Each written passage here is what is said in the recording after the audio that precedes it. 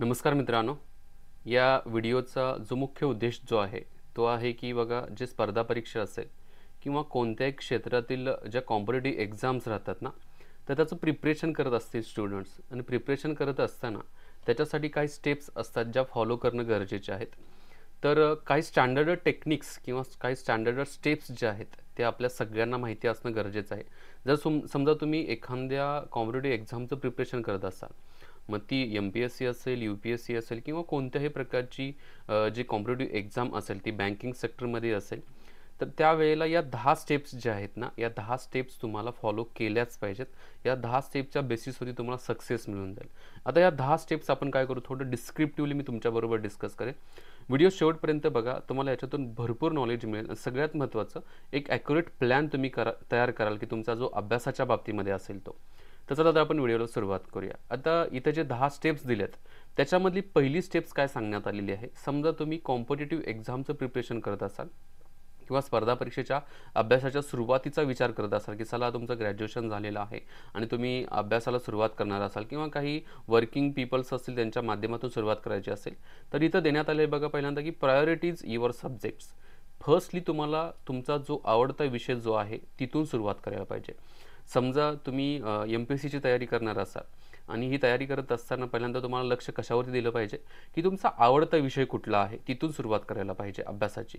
But त्याच्या अगोदरच्या steps आहेत, जसं की अभ्यासक्रम बघणं गरजेचं आहे, परीक्षेचा पॅटर्न कसा असतो ते समजणं गरजेचं आहे आणि त्याच्या रिलेटेड ह्या 10 स्टेप्स येत आहेत बघा. म्हणजे पहिली स्टेप्स मी म्हटलं की प्रायोरिटाईज युअर सब्जेक्ट्स. तुमचा जो आवडता विषय जो आहे ना तिथून अभ्यासाला सुरुवात करायची असते. आता याचा फायदा काय होतो, समजा की मला एखादा विषय आवडतो, माझं समजा इकॉनॉमिक्स आवडता विषय असेल आणि इकॉनॉमिक्सनं सुरुवात केली ना तर समजण्यासाठी काय होतं तर थोडं सोपं जातं आणि त्याच्यातून एक अभ्यास करण्याचा कॉन्फिडन्स जो आहे तो कॉन्फिडन्स बिल्डअप होत जातो.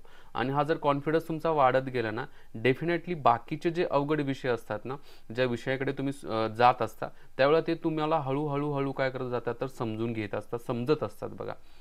म्हणजे याच्यातून एक गोष्ट कळत आहे बघा की सुरुवात करत असताना सोप्याकडून अवघड्याकडे जायचं असतं बघा.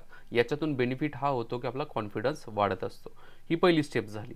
दुसरी स्टेप्स काय देण्यात आलेली आहे की organise your study space. Mostly बघा, तुमचा जो अभ्यास करण्याचा जो काही स्पेस असेल, ठिकाण जे असेल ते कसं असलं पाहिजे तर प्रॉपरली व्यवस्थित असलं पाहिजे, जेणेकरून त्या ठिकाणी गेल्यानंतर तुम्हाला एक प्रकारचं हॅपीली फिलिंग होणं गरजेचं आहे. आणि सगळ्यात महत्त्वाचं, आता मोस्टली स्टुडंट्स असतील, कॅन्डिडेट्स वगैरे असतील तर लायब्ररी जॉईन करतात बिकॉज ऑफ द तिथं बऱ्यापैकी एकच काम करायला सगळे येतात, अभ्यास करण्यासाठी येतात.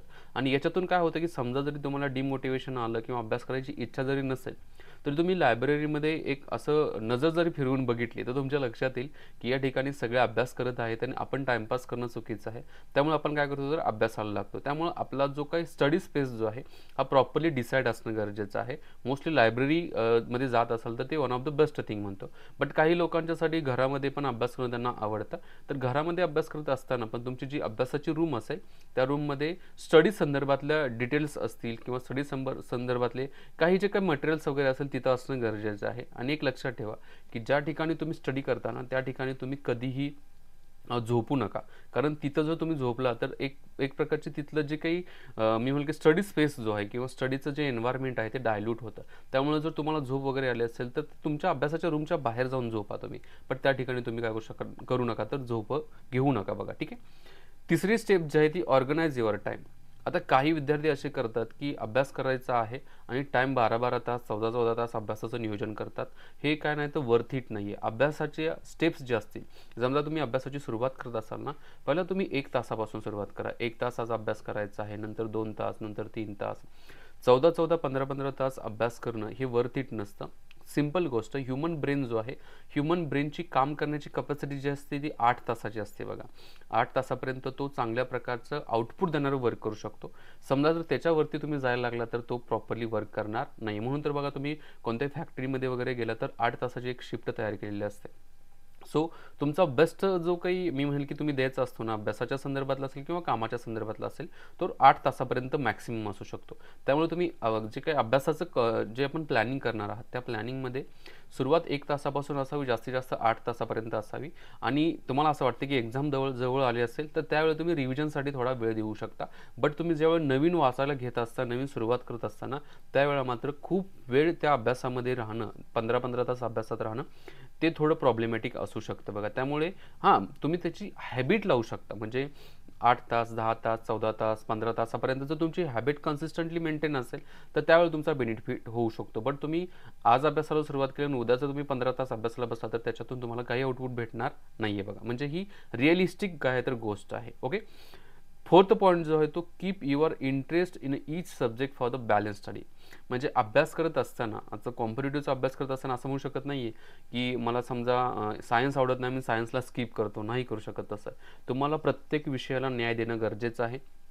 प्रत्येक कन्सेप्ट समजून घेणं गरजेचं आहे. आणि त्यामुळे तुम्हाला काय करावं लागणार की प्रत्येक ईच सब्जेक्ट्सला प्रॉपरली बॅलन्स्ड स्टडी करणं काय तर गरजेचं आहे. त्यामुळे कुठल्याही विषयाला तुम्ही काय करू शकत नाही आहे, तर डायव्हर्ट करू शकत नाही. आणि तसा इंटरेस्ट तुम्ही त्या विषयाच्या बाबतीमध्ये क्रिएट करा. ज्याच्यातून तुम्हाला काही एक्स्ट्रा नॉलेज भेटत असेल तर ते गेन करण्याचा प्रयत्न करा. ज्याच्यातून तुम्हाला परीक्षा पास व्हायचं असेल तर त्या सब्जेक्टला स्किप करणंच चुकीचं आहे असं स्वतःला सांगून ठेवा. त्यामुळे एक बॅलन्स्ड स्टडी असणं गरजेचं आहे. हा 4th पॉईंट झाला बघा. नंतर 5th पॉईंट जो आहे ते बी रिअलिस्टिक अँड क्रिएटिव्ह.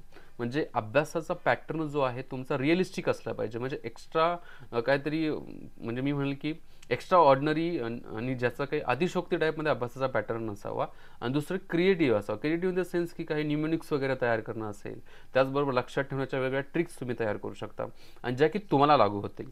एखादा XYZ व्यक्तीनं जर समजा काही त्यांनी हे तयार केलेलं असेल, त्यांच्या न्यूमेनिक्स असतील, ट्रिक्स तयार केल्या असतील, त्या तुम्हाला लागू होतील असं नाही आहे. बट तुमच्या स्वतःच्या तुम्ही क्रिएट करा, जेणेकरून ते तुम्हाला काय होतील तर ऑटोमॅटिक लक्षात राहू शकतात त्या पद्धतीनं. नेक्स्ट पॉईंट जो दिलेला आहे तो काय, check your old exam papers. म्हणजे प्रिव्हियस इयर पेपर्स जे आहेत त्याचा रोल खूप इम्पॉर्टंट आहे.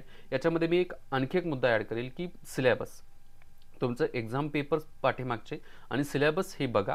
हे बघितल्यानंतर तुम्हाला एक अंदाज येईल की एक्झाम पॅटर्न कसा आहे, कोणत्या टॉपिकवरती जास्त भर दिला जातो आणि कोणत्या टॉपिकमधून किंवा कोणत्या सब्जेक्ट्सच्या टॉपिकमधून जास्त क्वेश्चन्स येतात, हे तुम्हाला काय प्री ॲनालाइज होऊन जाईल. आणि त्याच्यातून काय होऊ शकतं की अभ्यास करत असताना तिथं फिल्टर तुम्ही वापराल की बाबा हे वाचायचं नाही आहे, म्हणजे ही गोष्ट वाचायची, ही वाचायचं नाही आहे, हे एकदा तुमचं क्लिअर झालं ना, तर डेफिनेटली तुम्हाला काय होतं की अभ्यासामधील जो प्रमाणापेक्षा जास्त प्रमाणात जे काही गोष्टी आहेत की ज्या तुम्हाला रॉ मटेरियल टाईपमध्ये दिसत आहेत अभ्यासाचे, तर त्या तुम्ही ऑटोमॅटिक एलिमिनेट कराल आणि तुमच्या अभ्यासाचं जे काही मी म्हणेल की प्युअर मटेरियल आहे किंवा प्युअर टॉपिक जे आहे ते त्याच्यावरती तुम्ही फोकस केलं तर डेफिनेटली त्याचा तुम्हाला फायदा होईल बघा. 7 नंबरचा जो मुद्दा आहे, exercise to warm your body. म्हणजे थोडा एक्सरसाइज करणं गरजेचं आहे. तुम्ही योगा करा, त्याचबरोबर तुम्ही जर आउटडोअर जर जिम करत असाल ते करा, बट थोडा म्हणजे अर्धा तास एक्सरसाइज जो आहे बॉडीच्या मुवमेंट्स होणं गरजेचं आहे. ब्लड सर्क्युलेशनसाठी पण इम्पॉर्टंट आहे आणि बॉडी हेल्थसाठी पण तो इम्पॉर्टंट आहे. नंतर 8 नंबरचा आहे टेक अ ब्रेन फूड. आपल्या ब्रेनला जे पाहिजे ते फूड देणं गरजेचं आहे, जसं आपल्या बॉडीला देणं गरजेचं आहे ना. ब्रेन फूड्स असतील, त्याचबरोबर meditation one type of the brain food मी म्हणेल की ज्याच्या माध्यमातून कामनेस येतो, शांतपणा येतो आणि जे तुम्ही अभ्यास कराल, जे ग्रास्प कराल ते डायरेक्टली तुमच्या ब्रेनमध्ये स्टोअर होतं आणि एक्झामच्या डेला ते बाहेर येतं. त्यामुळे तुम्हाला काय करायचं आहे, टेक अ ब्रेन फूड जो आहे तो हा खूप इम्पॉर्टंट मी मुद्दा म्हणेल. त्याच्यानंतर रिलॅक्स युअर माइंडला थोडं काय करा, रिलॅक्स ठेवा. म्हणजे कोणत्याही प्रकारचं बोधरेशन, कोणत्याही प्रकारचा दबाव, कोणत्याही प्रकारचा स्ट्रेस, ॲनेक्झिटी हे न घेता काय करा तर अभ्यासावरती फोकस करा आणि चिलॅक्समध्ये अभ्यास तुम्ही काय करू शकता तर करू शकता बघा. आणि 10th नंबरचा मुद्दा आहे तो ड्रिंक प्लेंटी ऑफ वॉटर. पाणी जे आहे ते पाणी भरपूर पिणं गरजेचं आहे. दिवसातून 3 ते 4 लिटर पाणी जाणं गरजेचं आहे आणि याच्या थ्रू काय होतं तर प्रॉपरली बॉडी व्यवस्थित राहते. बॉडी व्यवस्थित राहिलं तर ब्रेन व्यवस्थित राहणार आहे आणि ब्रेन व्यवस्थित राहिलं तर तुम्ही जे काही अभ्यास करत असाल ना ते डायरेक्टली तुम्हाला समजणार आहे. त्यामुळे या ज्या 10 मुद्द्यांना जर आपण विचारात घेतलं तर आपल्याला जर सक्सेस व्हायचं असेल, एखादी एक्झाम जर पास व्हायचं असेल तर या 10 मुद्द्यांना आपल्याला डेली रुटीनली फॉलो करणं गरजेचं आहे आणि याच्यामध्ये कन्सिस्टन्सी मेंटेन करणं पण काय तर गरजेचं आहे बघा. ठीक आहे. तर अशा प्रकारच्या नंबर ऑफ व्हिडिओसाठी चॅनलला सबस्क्राईब नक्की करा. मी तर थांबतो. जय हिंद मित्रांनो.